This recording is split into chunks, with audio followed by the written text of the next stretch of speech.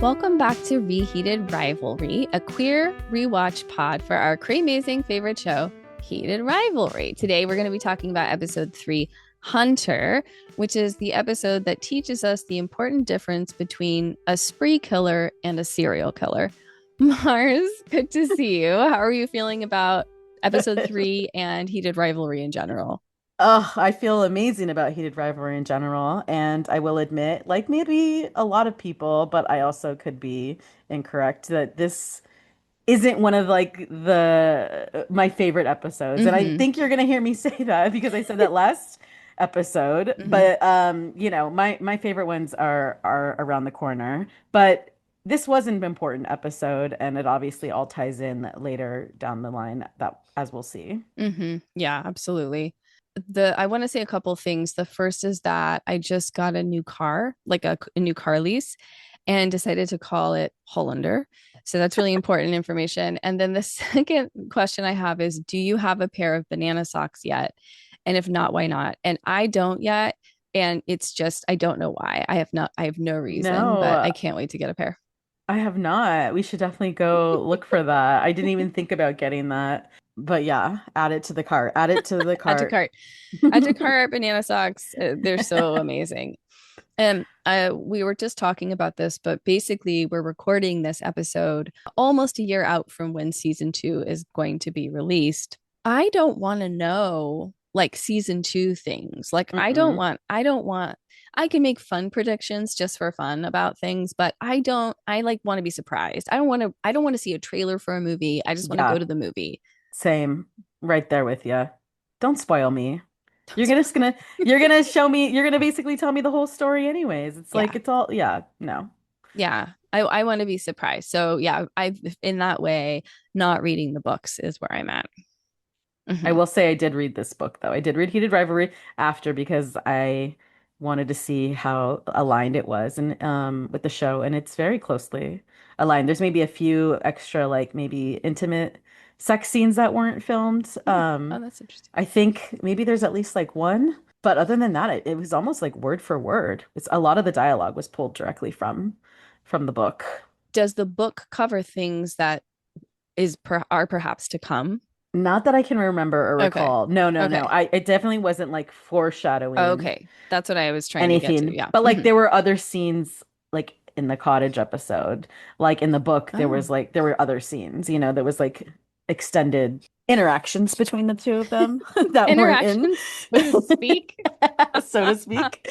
Yes. So I mean, you're not gonna get spoiled. I would recommend reading Heated Rivalry just because you already Okay. know what happens and you can Okay. get I like that. a little bit more that they're not gonna like include. I wonder how the Airbnb of the cottage is going, Oh by the God. way. Like, how is that going? Who all Thousands of is? dollars. Yeah, who's going? Who even knows? It was only like $200 something a night Hmm. at first. Maybe the At prices have first, gone yeah. up. Yeah, I'm sure, because who doesn't want to do that? But I just had this vision of us hanging out there and like with our banana socks on, like you making burgers and me Oh just my like God. wanting to us going in the water and just having fun. The full recipe of 8 burgers Yes. because I didn't know to cut it in half. Yeah, that would be me. No. Oh my God, that's so funny. I'm like, it's so funny. Like that scene is so funny. Sorry, we're jumping ahead to That's so episode 6, but it's funny. like, how do you not know how to cut a burger recipe in half? That's like the most basic thing. It's not like you're making pasta. Or it's like not like a complicated dish. You know what I I mean? know. You're like literally just put less patties on the grill. I just don't understand. Ah, my God, he's like me, Anyways, right? Trying to yeah. figure out I couldn't do it. Oh my God. Yeah. Yes, yes. So I know this is not one of your favorite episodes, but what are some like highlight moments for you? What do you love about this app? I feel like my favorite scene in this episode, because I can relate to Scott in this way, Scott U-Haul Hunter, I call him, in in the moment after he and like Kip hook up for the first time, and he's just, I'm just gonna ask for what I want. I don't really do this, and I'm intense, and a lot of people tell me I'm intense, but I'm just gonna ask for what I want, and I want you to stay. I want you to be here when I get back, and all of this stuff. And I was like, that's hot. I liked that he like asked for what he wanted and Mm, that, he just put himself out there. He was so vulnerable and, yeah. Kip ended reciprocating, which was just like really sweet. But I was like, damn, Scott, you are a lesbian. And I love that. I love that for you, and I love that about you. I know. It And I was really like, was maybe he's bold. a Scorpio. I don't know. There was like Oh, when that's he's like, I'm interesting. intense. And I was like, I'm always trying to figure out their astrological signs. And then I was thinking Oh, like maybe Kip's a Virgo. I don't really know. I can see that. I would really love to do just like a whole astrological examination of all of their characters, if possible. Like, if that is a remote possibility, we'd Hmm. probably have to cross-reference like Cassidy on that or something, just to like Oh have him yeah. help but build the charts and explain to us what the hell's going on. But Love that. that's very interesting. That's a great Yeah. scene. That's a really interesting choice of a scene for you to choose. Yeah. I Yeah. just, I was like, Scott, you are not too intense. I am on your wavelength. I get it. And yet, I actually have never U-hauled with anybody in any relationship I've been in. I've never U-hauled, which feels unlikely. Feels Or unlikely. like, yeah, I don't Yeah, know. yeah, When I look back at yeah. it, I was like, well, I mean, I did live with my first girlfriend in college. We were roommates. That was like by circumstance. By Like circumstance, right? But you didn't we like U-hauled, but meet and then like move in 2 weeks no, later or something. Uh-huh. no, never done that. That's You? impressive. I don't think so.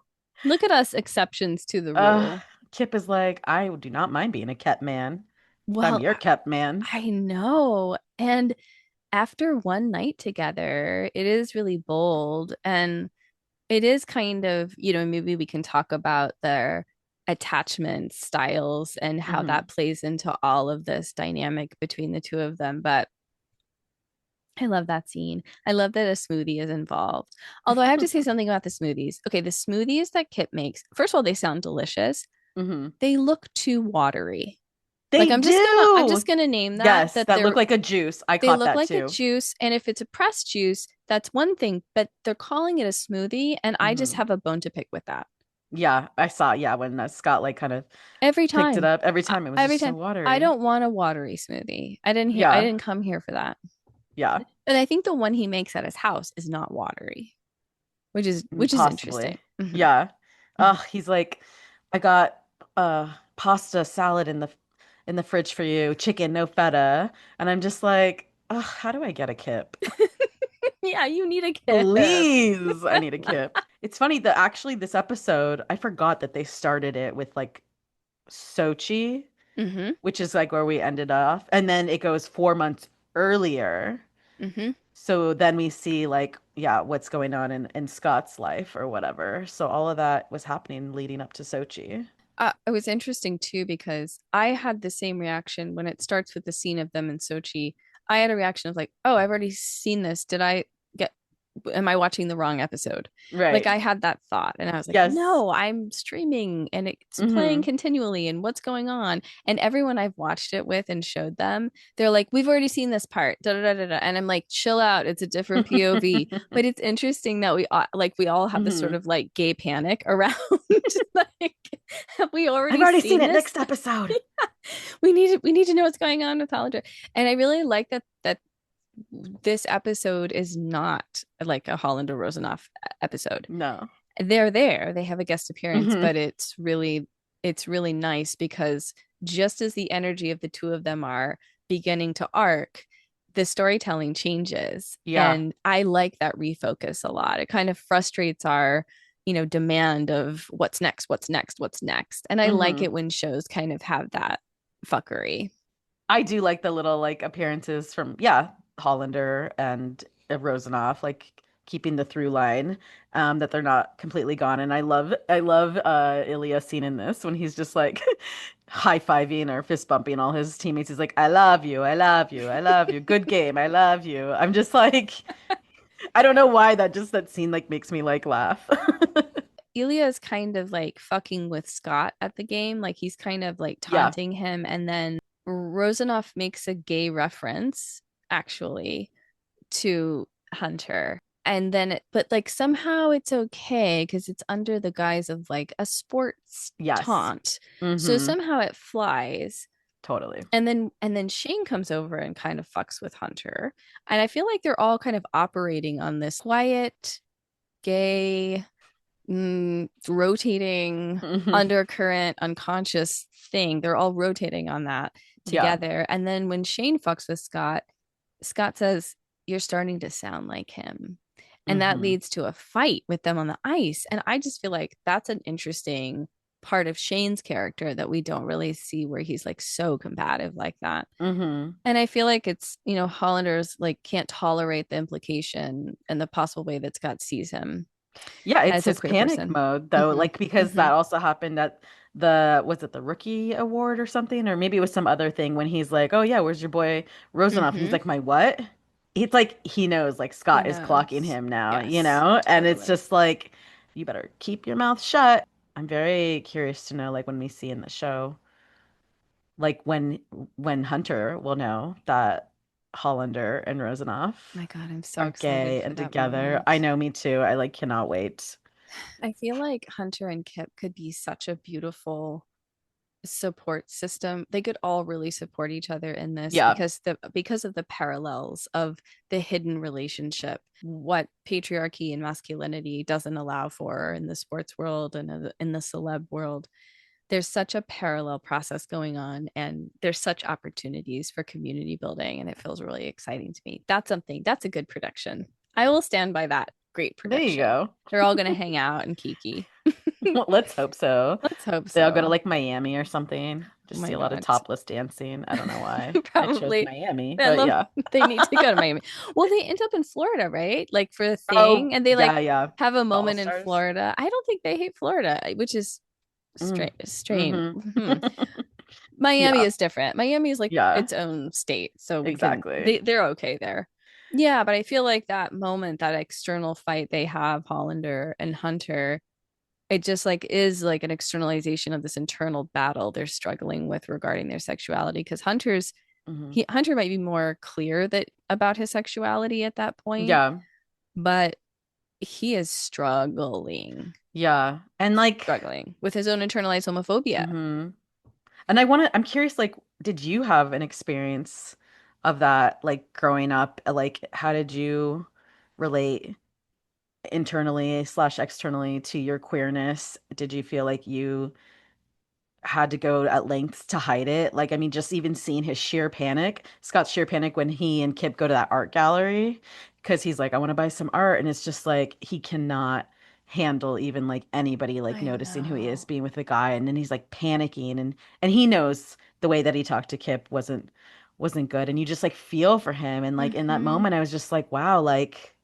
I don't know. I just feel like blessed, privileged, or whatnot, where I just never felt like I had to like conceal who I was or my sexuality. And I'm masculine presenting, and Hmm. even then, like, I mean, it was like, yeah, it's just gonna be obvious to people, but I wasn't ever trying to like hide it, and also whatever. I mean, I'm not a public figure like he is, so he has 10,000 times more like pressure on him. But it's just so heartbreaking that he just like cannot be out with like the person that he loves. And it's amazing that like you had the experience that you had. I mean, I think yeah, you had a positive family, coming out experience, Hmm. and found queer community, right? Like found your people.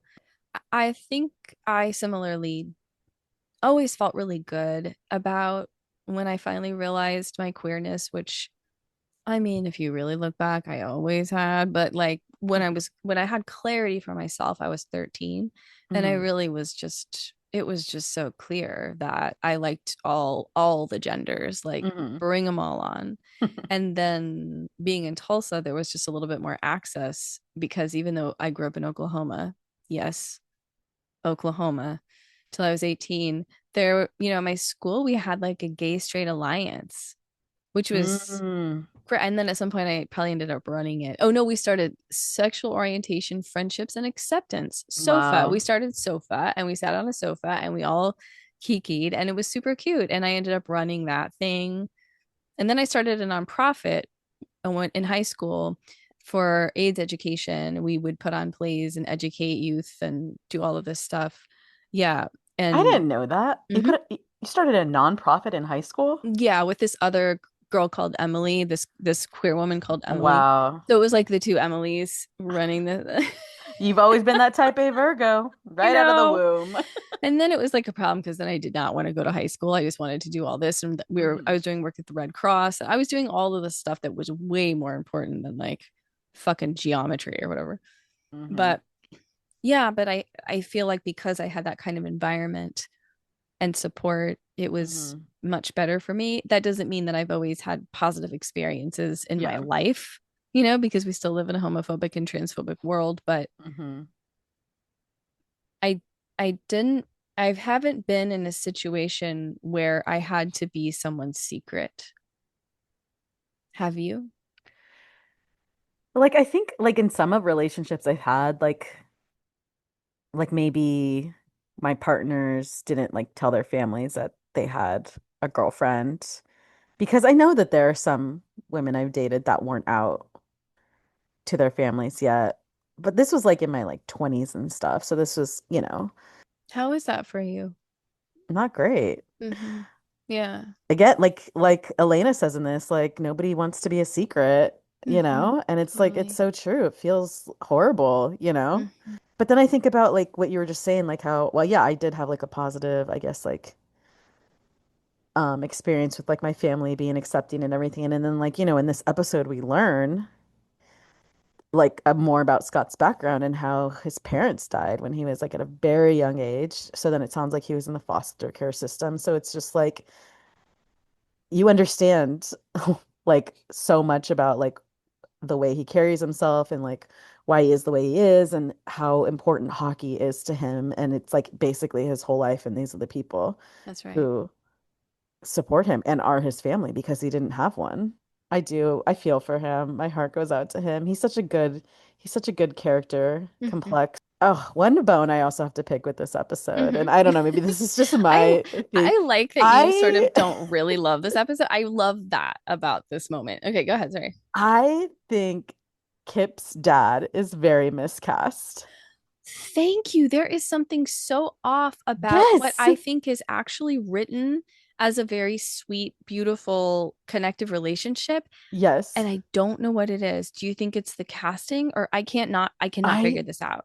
don't know. Like, first of all, I feel like they're the same age or somehow. Like, I feel like they're too closely in age, or the dad is too, like, he's like overly sincere or something, or it's Hmm. just like his Hmm. voice comes off very young, I think also. Like, Hmm. you look at him and, like, yeah, maybe he looks a bit older, but there's just something about his voice that does not read like, you're a dad. Totally. Yeah, and I just like Absolutely. it always gets me, and I was like, has anybody else had like a beef with that? Okay, I'm glad. Yeah, because I was like, this always feels off in this episode. It really, really does. And it's unfortunate because we're getting an example of a father who's an Yeah. attentive, attuned, loving, caring, present Hmm. person and totally accepting of Kip. Yeah. And it's really unfortunate that we get this version of it. And, Yeah. I'm sure that that actor is lovely. And Yeah, this of is not a course. personal thing. No.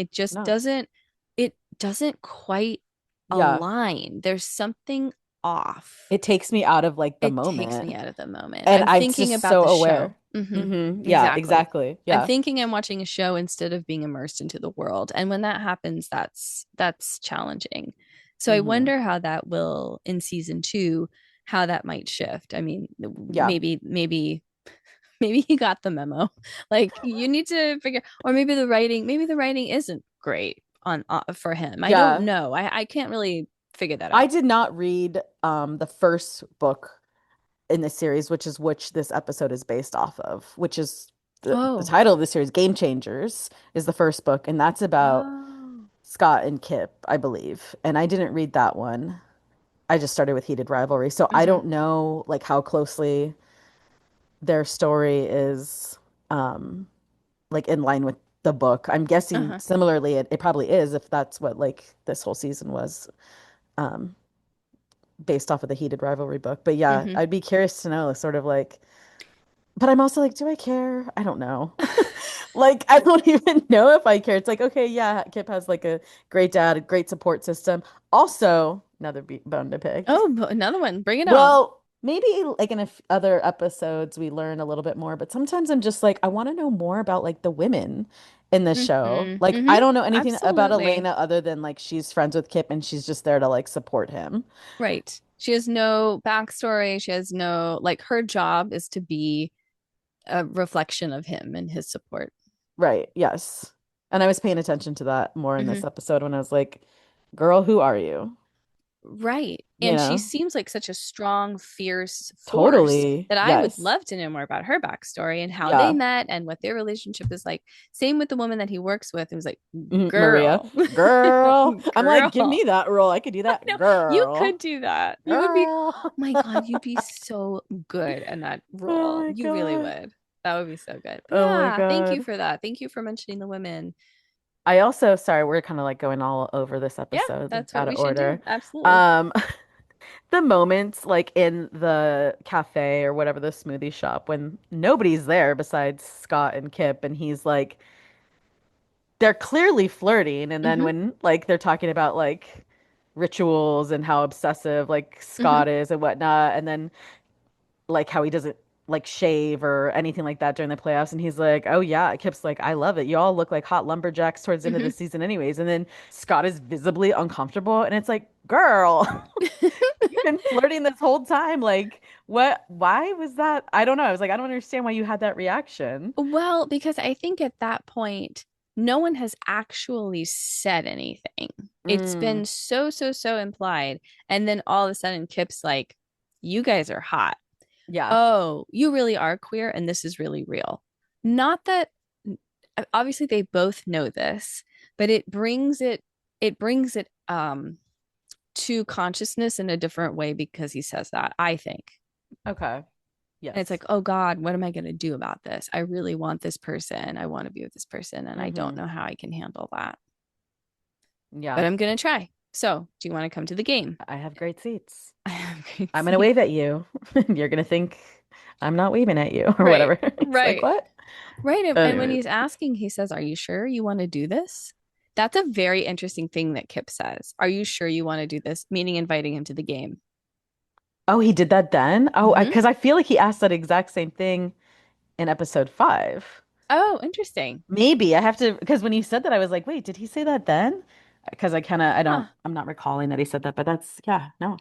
Well, let's pin that and see about that in Hmm. episode 5. But yeah, so he's like, are you sure you really want to do this?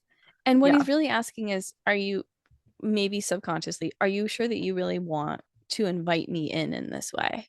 I'm putting myself out there about the lumberjacks. Now you're responding and inviting me into your world.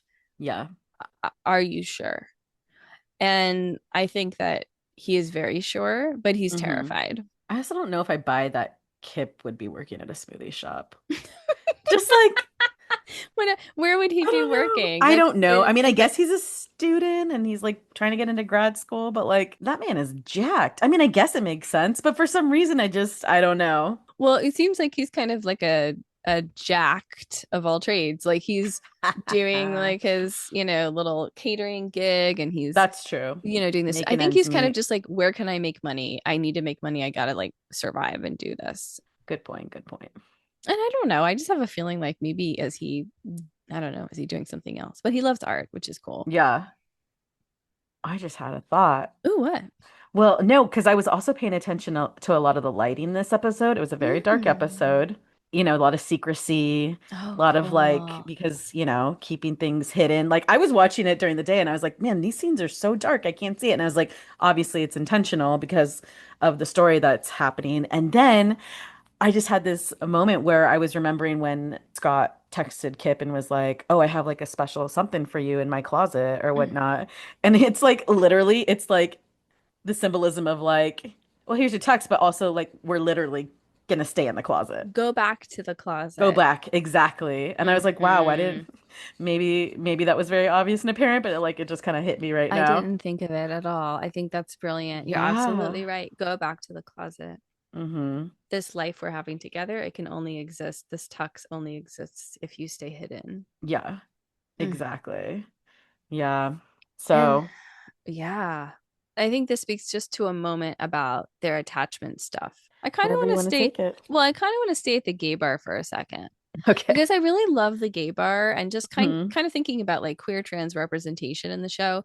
I mean, a lot of our worlds may have taken place and like our community building, a lot of that revolves around gay culture at gay bars. Hmm. And Yeah. there's a long history of that. And also that has led to hard things in our culture, like queer culture, like alcoholism and other fucking addictions and stuff like that. Hmm. but as gathering places when there was nowhere else to go and it was like hidden in history and all of that stuff. But so I like just like the gay bar as a space and a place that comes in this episode because we don't Yeah. have it otherwise.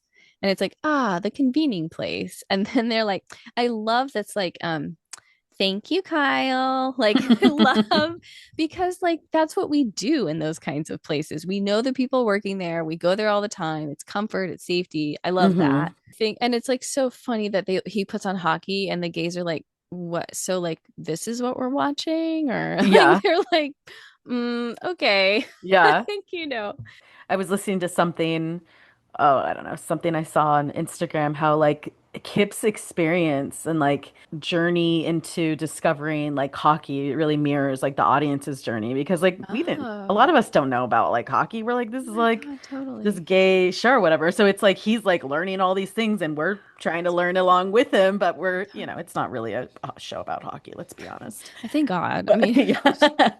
I know.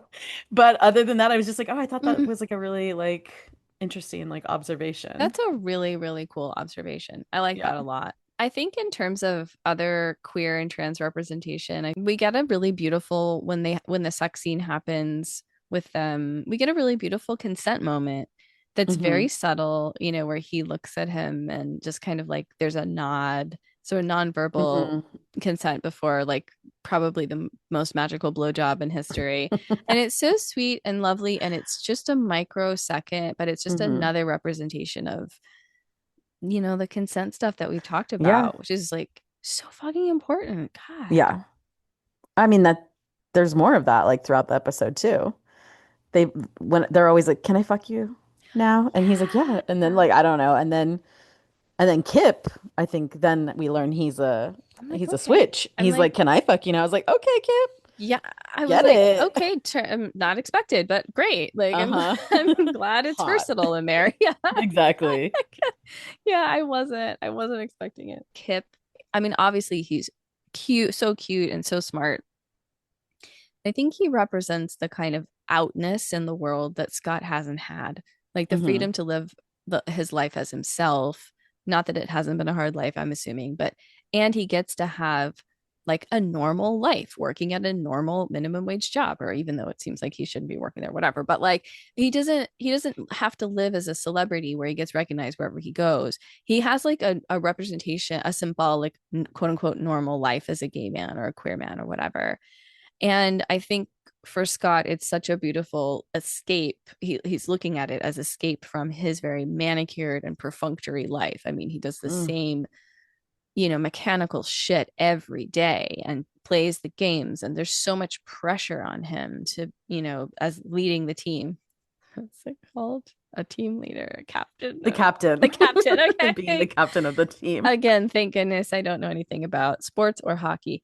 Um, And so, when he offers him the banana, so I'm going to have a moment with the banana. Okay, Okay. Obviously, the banana is a symbolic cock, of course. and but a symbolic power also of like individuation and resistance against authority. Like he adds it into a Brooklyn drink that doesn't Hmm. have a banana in it. And he's like, I'm doing my own version of things. So Hmm. again, it's this freedom outside of the norm and outside of the confines and structures of the corporate smoothie world. And yeah, it's a cock, but it's also something that he's added it to make it his own and to make it Mm. better. And so I love thinking about like Scott wants to be bad like that. He says like, "Oh, you go wild" or something. He jokes at Yeah. him, and I feel like, of course, it's a joke and it's cute because it's like just adding a banana. But I also think there's something true about that Kip can go wild, and Hmm. Scott really can't. And so the banana is like the representation of the cock Hmm. and the individuation, and also maybe like an initiation into wildness. Like That's brilliant. I will, here is my cock, literally, and here's this representation of freedom that you Hmm. can taste. You Yeah. can taste, despite it being watery, you Yes. can taste that, and then I can initiate you into this world of openness and expansiveness, and also a sense of security in witnessing me for being myself and being out in the world. Yeah. And I think it's very compelling. Scott's never brought back anyone to his apartment before. Mm-hmm. I think that the thing you brought up as at the very beginning as your favorite scene then turns into this like funny delusion of like, oh, well, we can just wait 2 years and then we'll be quote Yeah. unquote normal. Ugh, As if gosh. Kip can be kept a secret for 2 years, as if that's the kind of life that he wants to lead.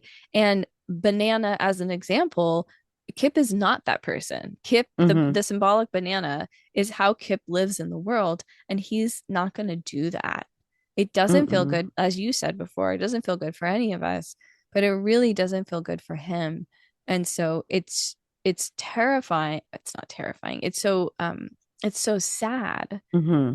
It's so sad that ultimately, because of these circumstances, that they can't really be together. And as much as I was so sad about Kip leaving, I also was really cheerleading that for him. Like he really Mm-hmm. needed to go, make put his bananas in smoothies and be who he is and go to art school and not Yeah. be hidden. Mm-hmm. And then Yeah. have a slightly awkward hug with his dad that again is just a little bit off. Yeah. I don't know what's happening there. I know. And he's like, love you. The dad is obsessed with hearing love you back from Mhm, his son. mhm. And I'm just like, what? Ugh, okay. I don't know. Yeah, I don't know. They might be a little bit codependent, but also Yes. But wait, did we know? Did we learn? Did Kip's mom? I don't She's think not in the we picture, but I don't know why. I don't think we know that yet. So there's a Okay. lot of stuff about Kip that we don't know. But learning that Scott's parents died when he was 12 and they Mm-hmm. were coaches, when he gives the speech, he says, I never looked back because I never had to. And for me, this time I was reading it was like he never truly dealt with with the trauma of losing his parents at that age. And you think about Yeah. being 12 developmentally, it's right there. You can get kind of stuck. When big trauma stuff happens, we can developmentally get kind of stuck and do loops around that particular developmental age. Mm-hmm. And I can see like this like gay 12-year-old in Scott who's just trying so hard to get his parents back Right. by making them proud by winning. Yeah. Like if he can win, then he can somehow connect with them and like have them as internalized objects again. Yeah. I did not think that. Thank God you're here. And the psychoanalysis lens of it all. But Well, that is and beautiful. Yeah. when I think that's right, and I think making his team his replacement family makes sense. It works. It works until it doesn't. And I don't Mm-hmm. want to get ahead, but it works until it doesn't. Oh, it's not ahead actually because it's not working right now with Kip. Because Right. Kip could be his chosen family as he's looking outside the bar at his Oh, I birthday. know the end scene. That was so Fuck. heartbreaking. And it's like I was cheering him on. There was a part of me that thought, do it, go inside, go inside. You're right there. Do it, do it, do it. But most of the parts of me knew that he couldn't, that he wasn't ready. Yeah. The most shocking part of that end scene was learning that Kip was turning 26. I was like, that man is 35. What are you talking about? But then I'm like, okay, You're so that so he's in his funny. 20s. Okay, makes sense. Maybe he's like at the smoothie shop, whatever. It's all coming together. Oh, I see. Okay, it helped the But whatever, smoothie. it doesn't matter. You can be any age and work at a smoothie shop, not me being judgmental. Oh my God, Anybody can work that's so anywhere, wherever they want, funny. at any That age. is so funny. But Well, yeah. that scene, my read on that scene is obviously like I miss my boyfriend and I want to be at his birthday party at this gay bar and I can't. But I also feel like it's a part of him grieving himself not being able to have a birthday party at a gay bar. Yeah. Him grieving himself that he has no queer friends like this group. I don't even know if he has friends He's really a outside very of this lonely, team. He's a yeah, very lonely lonely existence. person. Yeah. It's been just like a repetition compulsion of being Mm, lonely and left. Um, and his queerness is just out of reach through that window and he has to turn away from it. And it's just fucking heartbreaking. yeah. Um, and I think in terms of the thing I wanted to just say about attachment earlier that I did not say is that because of the developmental trauma that Scott experienced, I read him as having insecure avoidant attachment, like a true fear of deep intimacy. Like if I Hmm. really get close to someone, I will lose them. So I keep people away because it's safer, even though of course Yes. it doesn't work. At the event, I don't know who that The guy is, but he fundraiser? says, no, the end one. Oh yeah, I guess it is a fundraiser where he does the speech. Yes, yes, yeah, yeah. Hmm. The guy he's talking to, and I don't know who that is exactly. Maybe he owns the team or something, but I'm not sure, he yeah. says your parents would have been proud, your mom especially. And then I think that's where it's like, oh, okay. There's this, yeah, this attachment style where it's emotional intimacy is really hard. There's a lot of independence, a suppression of like emotional like of feelings. Choppy relationships can come from that. And I feel like with Kip, we don't know the story about his mom, like you said, which is important, but it's clear that he's been probably raised by his dad, at least for Hmm. an amount of time.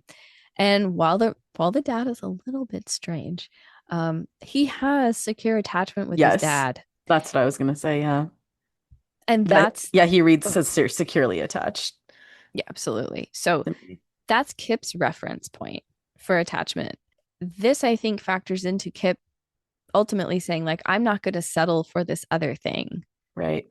I know what a healthy relationship kind of Yeah. mostly Right. mostly looks like, and that's his model for it. So that's what he wants and needs is going to pull for in relationships. And unfortunately, Scott is not in a place to give that to him. Yeah, I just said a whole lot. Thank you for No. listening. Yes. What are your thoughts on I love your takes. all of No, I this? mean, I back that 1,000%. I, as someone who reads a lot about attachment styles, knowing my own attachment style and all this stuff, just like I feel like, I mean, maybe even Kip isn't like securely attached totally, but like kind of stepping into his power and just being like, yeah, no, I need to have boundaries here. Like I have a life outside of this. I cannot just be kept in this apartment. And it's as soon as he hears that like we can be normal in 2 years, he's like, whoa, I do not have 2 years to wait for you to maybe be okay. Like they're coming out, you know? So I don't know. I know that that was not an easy thing for him to do because he's just like madly in love with Scott, you know, but he just has to do what's right for him, you know, and put his needs first. And the added element of Scott being in the spotlight, authority, like Mm-hmm. he's a celeb, he's got tons of money. Like he is someone who is sought after, let's Right. say.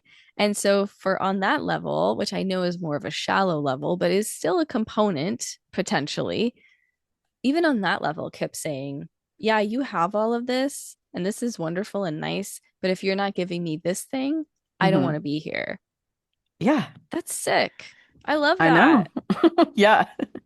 You're like, okay, I'll be kept. Yeah, I'd like all this Yeah, stuff. I know. I'm like, well, hey Scott, how are you doing? Can like, what is? Are you sure you're complete? No, I mean, Yeah. I think, Yeah. right, there is that part of me, and maybe other people listening who are watching the show who are like, I don't know, it would be a hard decision to make, but Yeah. ultimately, his integrity Mm-hmm. and his values and his strong sense of self-esteem and self-worth Kip Yeah. has that I don't think Hunter has in the same way. Yeah, Kip really seems to know who he is too at like the ripe age of 25, 26. You know? So The ripe age of the ripe 25, age. 26. Again, can't get over that. That's the age he was turning, but yes. Well, one last psychological moment that I thought of, which is because of Kip's secure attachment, I think that subconsciously he gave him the banana socks, which I do really want, um, as he was going on a trip as a Mm-hmm. transitional object. Mm-hmm. Like, Yes. here is a part of me that you can take with you and be Yeah. safe and connect to. And he does. He wears Yeah. it. He wears them He before he calls him plays his the good game. luck charm. Come on, that's a transitional object. Yes, it Kip, definitely is. it's so wonderful, He's so sweet. And it's like, right, what do you give also a guy who has everything? I know. Something sweet and meaningful that will make him smile and make him feel connected to you. That's exactly what you give him. Yeah, this is a total aside, Perfect. but it's just something my neurodivergent brain picked up on this detail. I It love. was the when the morning after they have sex and then Kip's making him a smoothie Hmm. in the kitchen and then Scott like goes and picks him up, Hmm. which is Hmm. so hot. So And he's like, can I go fuck you? Or can I fuck you right now? And hmm he's like, yes. Like I have never seen somebody have the most like perfect posture that Kip has in that scene. Like his back is like completely straight. And I was like, how does that man have no slouch? Like, I don't know why, but it's like my eyes go to that every time I see it. I That's was so just interesting. like that man has like excellent posture. Excellent posture. I That's don't know. so cool. Oh my God. I'm gonna pay attention to that the next time I watch it. It's like a board. It's just like I don't know. I mean, I maybe if you're aspire to that that posture. Maybe that's why it was on totally, my mind. my gosh, maybe if you're that strong, you just can Oh, do things like that. I don't. seriously. Oh, Those muscles on goodness. those boys. Oh my gosh. The muscles. The last thing or some of the last things I wanted to mention is what the music. The music in Yes. this episode is great. The Scott's theme song. Well, I call it Oh Scott's yeah. theme song. I don't know if you Ah, think of it that way, but the Wolf that makes Parade sense. Yeah, that makes song, sense. Yeah. because it comes back, Hmm. spoiler, whatever. It comes Whatever. back. Yeah. I just feel like I associate it with him. When I listen to it, Hmm. I think of him running. Yeah. This is a sidebar. Okay. I I would die to have his body. I Oh, know it's a crazy thing to say, no. but it I'm is right there. so incredibly beautiful Hmm. in every way. And I guess it's also like he's tall and I'm so short, but it's that, but it's everything is proportioned in a way that is so gorgeous and crafted. And I don't know. I just Hmm. thought about that when he was running because Yeah. yeah, we see him without a shirt on and it's like you want to just But through faint. that shirt. Through that shirt is the time where I was like, what do I have to do? Literally a million things, and I still would Yes. never. And it would never happen. But yeah, I just wanted to say that his physique is absolutely Ugh, beautiful and his yeah. acting is incredible. I mean, like Ugh, mm, yeah. yeah, he's The incredible. Francois Arnaud, I believe Yes. that's how you pronounce. Yeah. Mm-hmm. He's great. He's been like an indie actor for a long time, and I feel like this is one Has of he? his biggest, this is probably his breakout role now. Yeah. Um, becoming a household name. So, yeah, he's wonderful. Mm-hmm. Other music that you like in this episode? Yeah, I can't. I mean, I really like I feel like it was like a French song or something that was Mm-hmm. playing when they were having sex. And like, I love French music. I don't know. I just don't know what the song was What called it's or called? whatnot. But again, it's like the music is so, it works because like you notice it, but you kind of don't notice it. Mm-hmm. It works really well. So, were there other, songs that stood out to you in this episode, or was it more of the score from Peter Peter? Oh yeah, the Peter score really does work. I really like what you just said about how it kind of folds into a scene, but it doesn't take over. Like Yeah. it's part of the storytelling. Hmm. It's a really cool way to describe, like to think about it. I think I agree with that. I think that's cool. There's a song called Lips by Baxter Duty at the end during Scott's speech that I really like. It Mm. fits, again, it fits really well the way it flows. There's not too much. There's just the right amount. It's a Goldilocks situation. I will maybe need to go back and pay attention to that. Mm-hmm. But yeah, Mm-hmm. great soundtrack. Really great soundtrack. Well, Think we did we do covered. it? I think we did it. I'm like, did we leave any stone unturned? Did we capture the things we wanted to in that episode? I think so. Mm-hmm. We'll come back with our hot takes on episode 4, which is Yes. the beginning of the best 3 episodes arc in television Oh my history. goodness, she said it. I said it. Oh my goodness. I'm If you're still gonna reheat, you go 4, 5, 6. You do 5, 6, 4, 5, 6. You do 1, 2, yeah, 3, whatever, but always 4, 5, 6. Oh my goodness, just throwing three under the bus. You know what is for me is two and six. 2 and 6. Mm-hmm. Wow. Go-tos. I Mm-hmm. don't know if yeah, you're an outlier there. I don't know anybody I who know. speaks so highly of 2. But you know what? Again, after talking to you about episode 3, it's not the worst episode. Hey, you I've never seen thought about things the from a different angle. You've done it once again. You've converted me. you've never thought about bananas. You'll never think about bananas in quite the same way. I mean, bananas have always been phallic to me, but the way you described it as like this anti-authoritarian rebelliousness, I did not think of that, and I think that is like a brilliant, brilliant take. So, Thank you. I don't know. It just came to me when I did a rewatch, and I thought, well, I might as well just talk about bananas. So, this was so much fun. We will come back with episode 4. rate, subscribe, smash that like button if you love hearing this episode and want to hear more hot takes from the Reheated Rivalry duo. Yeah, follow us on all the things: Podbean, Apple, Amazon Music, Spotify. We're on all the things. So, follow, give us 5 stars.